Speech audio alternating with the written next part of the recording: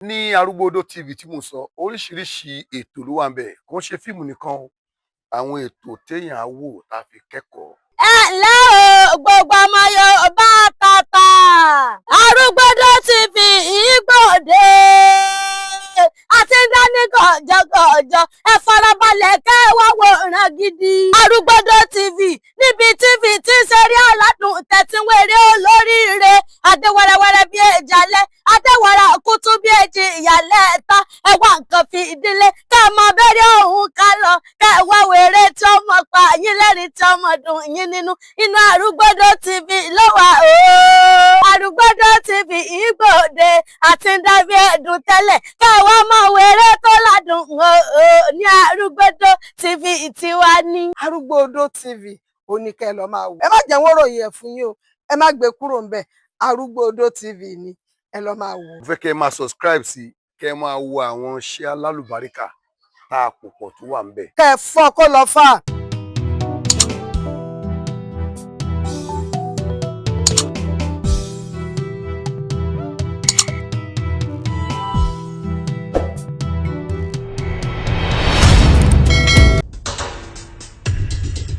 Ẹ ǹlẹ́ ń bẹ̀ ń wo gbogbo ẹ̀yin ọmọ Yorùbá tàtà nílé lóko lódò lẹ́yìn odi. Mo kí yín tẹ̀sán-tẹ̀sán, mo kí yín tológun-tológun. Mo kí yín ní gbogbo ibi tátẹ́gùn ètò yìí fẹ́ dé. Mo kí yín pẹ́ kú dédé àsìkò yìí. Àjíǹde ara máa jẹ́ o. Èmi ọmọ yín olólùfẹ́ yín náà ni Olúwatóyìn Ọládìran tí gbogbo ẹ̀yin olólùfẹ́ mi mọ̀ sí Àbẹ̀ní Agbọ́n. Mo gbé tàná dànù ni mo tún wá gbé tuntun dé. Ẹ ní kí ni tuntun tí mo gbé dé? Arúgbóodó TV ni. Arúgbóodó TV ibẹ̀ ni kẹ́ ẹ máa subscribe sí, kẹ́ ẹ like ẹ̀, kẹ́ ẹ share ẹ̀, kẹ́ ẹ love ẹ̀, kẹ́ ẹ fọ́n kó lọ fà. Àwọn nǹkan tẹ́ ẹ mọ̀ rí wò ń bẹ̀, àwọn ètò tó kọ́ni lọ́gbọ́n bí àwọn eré àgbéléwò tó kọ́ni lọ́gbọ́n, ìfọ̀rọ̀wérọ̀ lóríṣiríṣi, àwọn ọ̀rọ̀ tó lè túnlé ayé èèyàn ṣe bó ṣe ń lọ lóríṣiríṣi ìrírí ayé gbogbo ẹ̀ lẹ́ mọ̀ wò ń bẹ̀ o. Arúgbóodó TV oníkẹ́ lọ máa wò. Ẹ má jẹ́ wọ́n ròyìn ẹ̀ fún yín o, ẹ má gbé kúrò ńbẹ̀. Arúgbóodó TV ni ẹ lọ máa wò. Kẹ́ ẹ fọ́n kó lọ fà.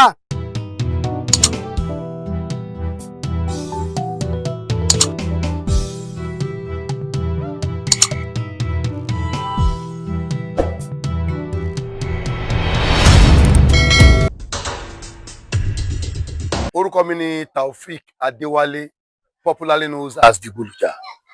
mo wá láti wá fọn rere Arúgbóodó TV. ní Arúgbóodó TV tí mo sọ oríṣiríṣi ètò ló wà ń bẹ̀ kò ń ṣe fíìmù nìkan o àwọn ètò téèyàn á wò tá a fi kẹ́kọ̀ọ́ ètò téèyàn á wò téèyàn á fi kọ́gbọ́n àti bí ayé ṣe ń lọ lọ́tùn lósì báyé ṣe ń yí òun náà là ń bá yí ní Arúgbóodó TV. mo fẹ́ kẹ́ ẹ máa subscribe sí kẹ́ ẹ máa wo àwọn iṣẹ́ alálùbáríkà tá a pò pọ̀ tó wà ń bẹ̀. tẹ́ ẹ bá wò ẹ máa wò ní àwòtúnwò ẹ tún máa sọ fún yàn pé ẹ lọ rèé wo Arúgbóodó TV. ẹ subscribe sí kẹ́ ẹ wò mo lù ló ń tẹ̀wé pé ó wà pa. ẹ subscribe sí ẹ máa gbádùn.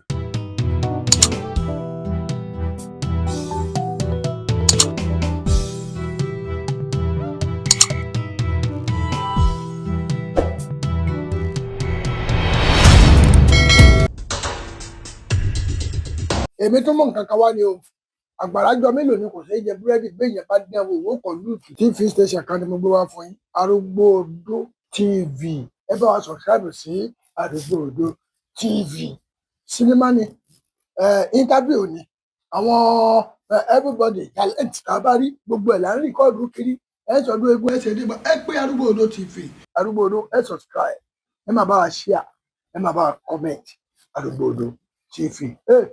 Ẹ má bàa fi ṣe gbogbo pàṣẹ bá ní má ṣe lọ́sàn-án ẹ jẹun bí ẹyọ.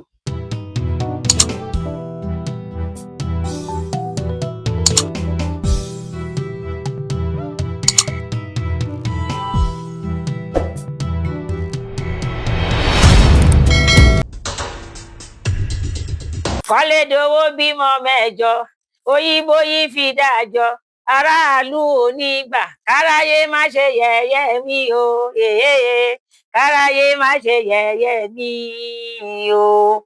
èmi náà ni o orúkọ mi ni Alhaja Sherifat Ajílẹ̀yẹ aka Oyíbóyí ìyá Kọ́lédowó. Oyíbóyí ò fọmọ dájọ́ mọ́ o bẹ́ẹ̀ ni Oyíbóyí ò mọ ẹ̀jẹ̀ mọ́ good news ni mo gbé wá fún yín o. Mo gbóhun tí mo mọ̀ jẹ dé, mo gbóhun tí mò ń tà dé.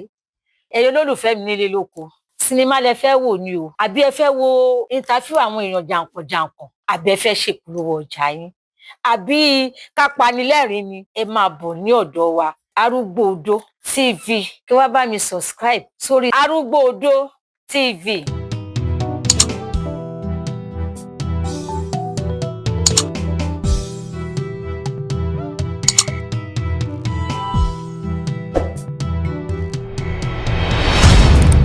Arúgbó Odó TV, ẹ̀lẹ́ gbogbo ọmọ Yorùbá. Ní Arúgbó Odó TV tí mo sọ, oríṣiríṣi ètò ló wà ń bẹ̀, kò ń ṣe fíìmù nìkan o, àwọn ètò téèyàn á wò tá a fi kẹ́kọ̀ọ́. Àríyá làwà yóò máa dé sórí amóhùnmáwòrán yìí ní dédé aago 12 ọ̀sán gbogbo ọjọ́ àìkú ní gbogbo oṣù lórí ìkànnì Arúgbó Odó TV. Ìfọ̀rọ̀wánilẹ́nuwò yóò máa dé sórí amóhùnmáwòrán yìí ní dédé aago 8 alẹ́ ní gbogbo ọjọ́bọ̀ ọ̀sẹ̀ kìíní àti gbogbo ọjọ́bọ̀ ọ̀sẹ̀ kẹta ní gbogbo oṣù lórí ìkànnì Arúgbó Odó TV. Orírun Yorùbá yóò máa dé sórí amóhùnmáwòrán yìí ní dédé aago 8 alẹ́ ní gbogbo ọjọ́ ajé ní gbogbo oṣù lórí ìkànnì Arúgbó Odó TV. Ìlera lọ́rọ̀ yóò máa dé sórí amóhùnmáwòrán yìí ní dédé aago 8 alẹ́ ní gbogbo ọjọ́ ìṣẹ́gun ní gbogbo oṣù lórí ìkànnì Arúgbó Odó TV. Ilé wa yóò máa dé sórí amóhùnmáwòrán yìí ní dédé aago 12 ọ̀sán ní gbogbo ọjọ́ ẹtì ní gbogbo oṣù lórí ìkànnì Arúgbó Odó TV.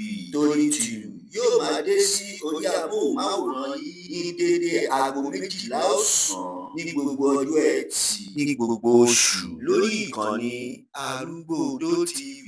Ọmọlèrè yóò máa dé sórí amóhùnmáwòrán yìí ní dédé aago 12 ọ̀sán gbogbo ọjọ́ àbámẹ́ta ní gbogbo oṣù lórí ìkànnì Arúgbó Odó TV. Ẹ kú ojú lọ́nà. Arúgbó Odó TV ó ní kẹ́ ẹ lọ máa wò. Ẹ má jẹ́ wọ́n ròyìn ẹ̀ fún yín o, ẹ má gbé kúrò ń bẹ̀. Arúgbó Odó TV ni ẹ lọ máa wò. Mo fẹ́ kẹ́ ẹ máa subscribe sí, kẹ́ ẹ máa wo àwọn iṣẹ́ alálùbáríkà tá a pò pọ̀ tó wà ń bẹ̀. Kẹ́ ẹ fọ́ kó lọ fà.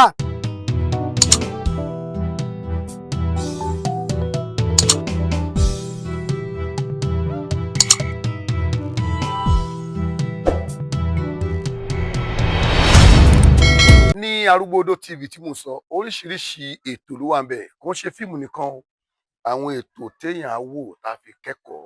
Arúgbó Odó TV o, Ìkòròdú Oríwù, ọmọ ìlúkú mẹ́dẹ́mẹ́dẹ́ o, ọmọ ọmọlẹ̀ àfẹlẹ́jà, ọmọ Ìkòròdú Oríwù, àtẹ̀wọ̀ Arúgbó Odó o, ọmọ Arúgbó Odó, èyí tí ń bẹ ní Kàrò ó ní Kòròdú o, ọmọ Arúgbó Odó ti fọ kúrúkúrú ní Ìsàwó, ọmọ kẹsẹ̀ bẹ́ẹ̀ kábùlà, ọmọ dúdú lé ọmọ bẹ́ẹ̀ ṣe, pupa tó o bá ṣe é lọ sádò, ọmọ àpẹjọ lọ ti ṣèrú gbàdà gbàdà gbàdà.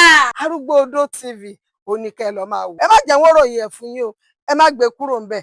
Arúgbó Odó TV ni ẹ lọ máa wò. Mo fẹ́ kẹ́ ẹ máa subscribe sí, kẹ́ ẹ máa wo àwọn iṣẹ́ alálùbáríkà tá a pò pọ̀ tó wà ń bẹ̀. Kẹ́ ẹ fọ́ kó lọ fà.